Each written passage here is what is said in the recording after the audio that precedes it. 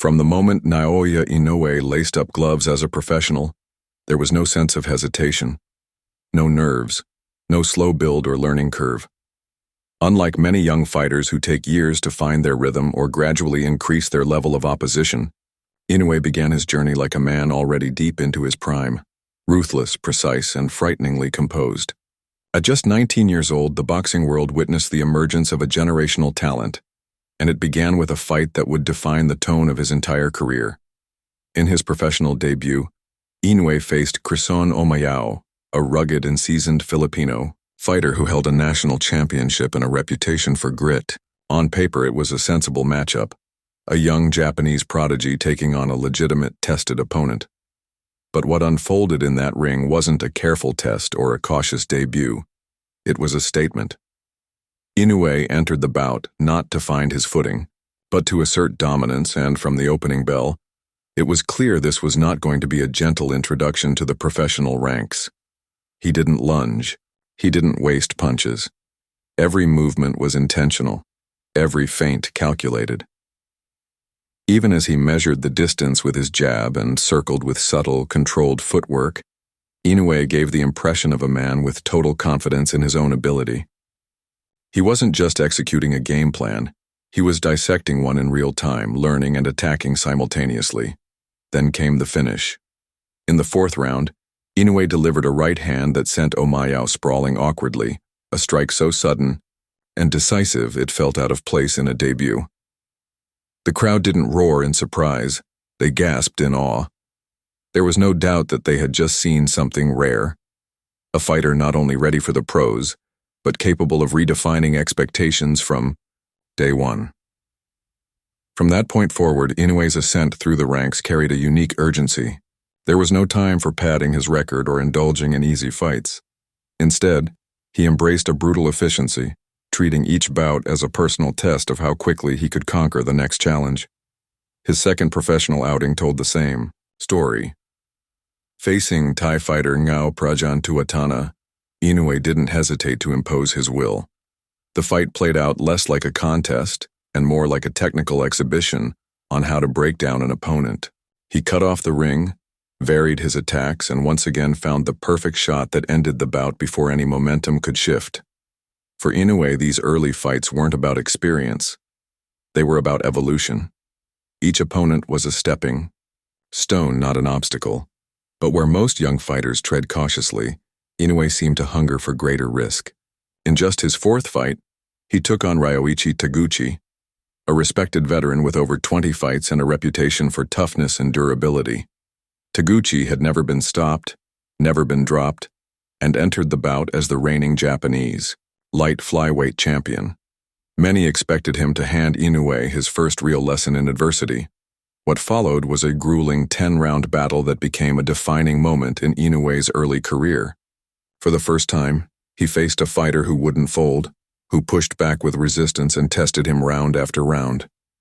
Taguchi brought relentless pressure, using his experience and volume punching to keep the younger fighter honest. But Inoue refused to wilt. He adjusted. He listened to his corner, tightened his defense, and began to answer Taguchi's aggression with punishing counterattacks. The jab became a more integral part of his strategy, not just as a rangefinder, but as a weapon to disrupt rhythm and control space. He started digging to the body, specifically the liver, a technique that would soon become one of his trademarks. By the later rounds, it was clear who had the upper hand. Inoue was outlanding, out-timing, and outthinking his opponent. But Taguchi's resilience ensured that victory wouldn't come easy. At the end of 10 exhausting rounds, Inoue had secured a unanimous decision and the Japanese title. But more importantly, he had gained something even more valuable: experience under fire. That fight changed Inoue. Though victorious, he left the ring knowing that his offensive brilliance would not always be enough. He needed to refine the other side of his game: his defense, his ring awareness, and his ability to anticipate trouble before it arrived. The next stage of his career would see that refinement come to life. Then came a setback, an injury that kept him out of the ring for nearly a year. For many fighters, such a layoff would lead to rust, hesitation, or regression. But when Inoue returned, it was as though no time had passed. He was sharper, stronger, and more ruthless. In his comeback bout, he faced Warlito Parenas, the #1 contender and a fighter known for his durability. But what was expected to be a tough title defense for Inoue turned into a clinical dismantling. He pressed forward with calculated aggression, overwhelming Parenas with precision punching and fluid combinations. It was clear from the outset that Inoue hadn't just recovered, he had improved. He ended the fight in the second round, with Parenas unable to withstand the barrage. That performance sent a new message. Inoue wasn't just back. He was leveling up. As his resume grew, so did the challenges. No longer was he fighting fringe contenders or local champions. Now he was facing men with global reputations, fighters who had survived wars in the ring, and athletes with experience and grit. Among them was Kohei Kono, a 16-year veteran and former world champion, whose calling card was toughness. He had taken punishment from some of the division's hardest hitters and never once been stopped.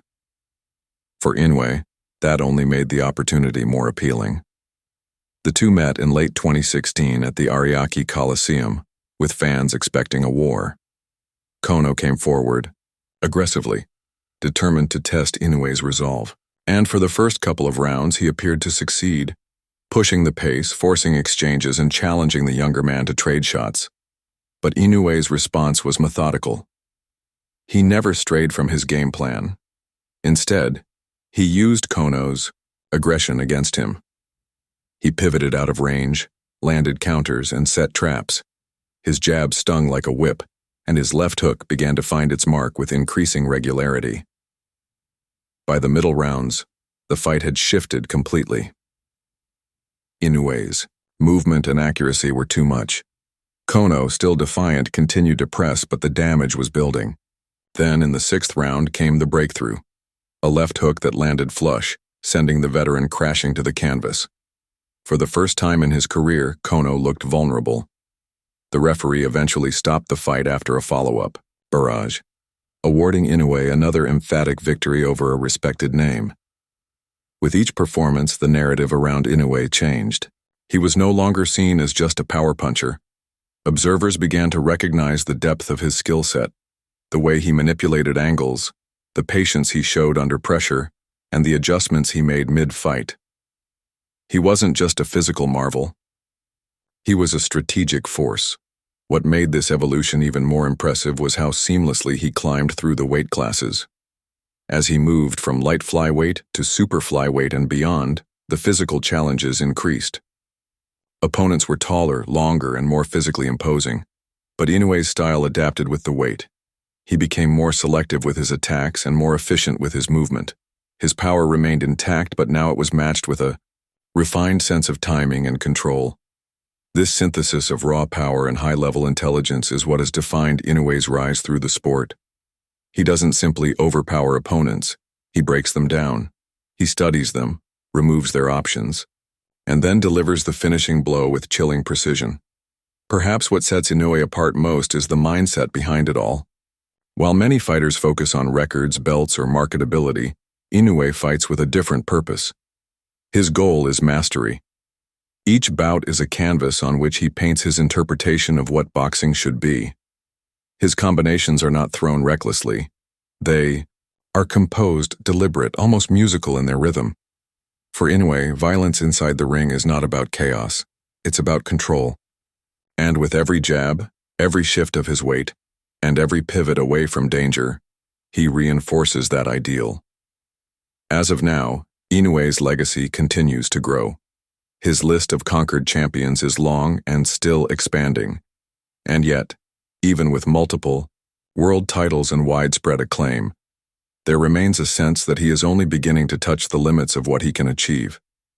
The hunger hasn't faded, the precision hasn't dulled, and the ambition remains as fierce as it was on the night he stepped into the ring against Chrison Omayao. What Naoya Inoue has built is not just a resume, it's a standard. A blueprint for what happens when talent is met with discipline, when natural gifts are sharpened by relentless work. He's not just a monster because of his power, he's a monster because of his mastery. In the end, every great fighter seeks glory. But for Inoue, glory isn't just measured in belts or accolades. It's found in the pursuit itself, in the refinement of his craft, in the legacy he's carving one opponent at a time.